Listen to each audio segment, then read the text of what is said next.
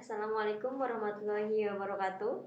Kembali lagi dengan saya Siti Komero dengan NIM 17120007.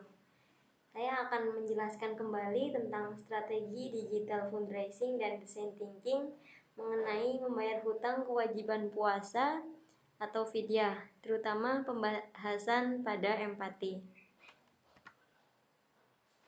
Ya, pertama ada masalah. Yang pertama, membayar fidyah hanya untuk melunasi hutang, di mana orang yang memiliki hutang puasa banyak yang tidak peduli tentang penyaluran atau pembayaran fidyah, tidak tepat pada sasaran atau kepada orang yang lebih berhak seperti orang yang kurang mampu, anak yatim, lansia, dan lain-lain. Yang kedua ada tidak bisa menjalankan puasa karena pekerjaan berat. Contohnya, orang yang bekerja di sekitar konstruksi atau pekerja bangunan dan pekerjaan lain yang mengandalkan fisik. Yang ketiga ada bisa berpuasa tetapi tidak bisa berbuka, di mana seorang yang mampu melaksanakan puasa tetapi tidak dapat memenuhi kebutuhan untuk berbuka. Selanjutnya ada empati.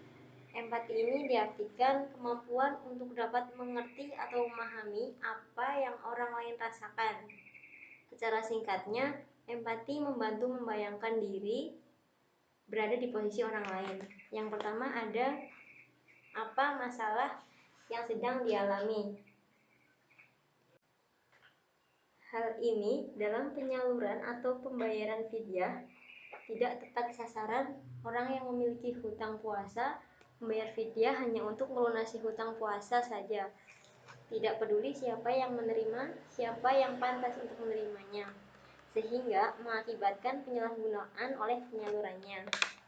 Yang kedua ada bagaimana mengalami masalah itu. Pertanyaan ini menyangkut prosesnya. Jadi setiap bulan Ramadan pasti ada banyak orang yang tidak bisa berpuasa dengan berbeda-beda penyebabnya.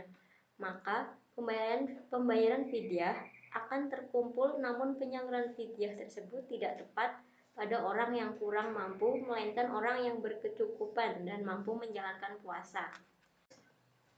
Pada kasus yang sedang dialami oleh negara Indonesia, bisa juga fidyah itu disalurkan kepada pasien kurang mampu terdampak COVID-19 maupun instalasi rumah sakit yang sedang membutuhkan peralatan-peralatan medis yang memadai.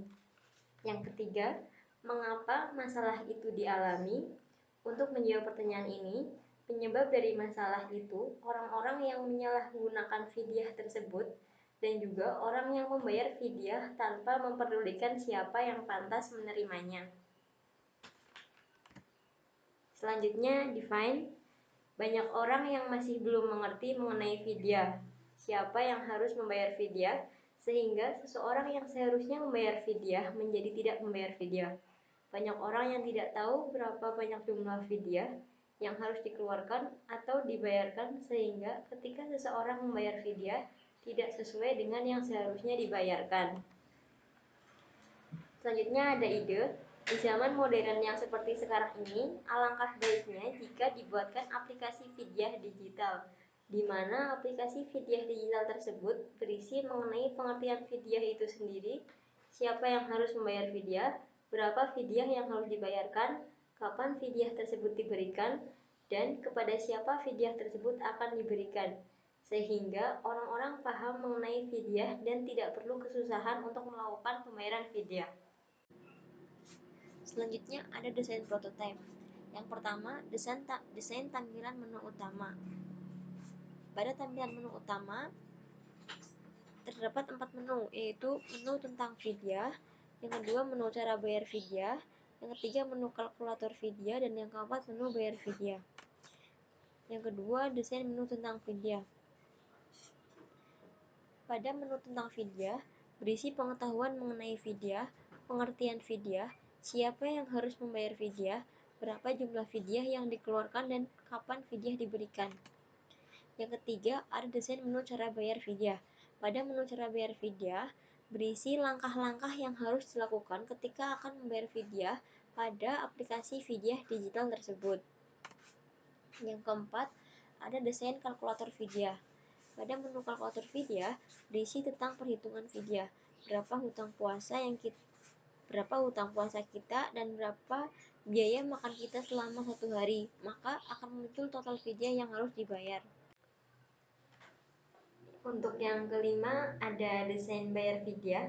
Pada menu bayar fidyah berisi untuk memulai membayar fidyah melalui aplikasi tersebut dengan mengisi biodata, jumlah fidyah, memilih perusahaan atau organisasi yang mengurus fidyah sesuai dengan yang diinginkan, memilih keterangan, dan memilih jenis pembayarannya. Selanjutnya ada langkah-langkah pengujiannya.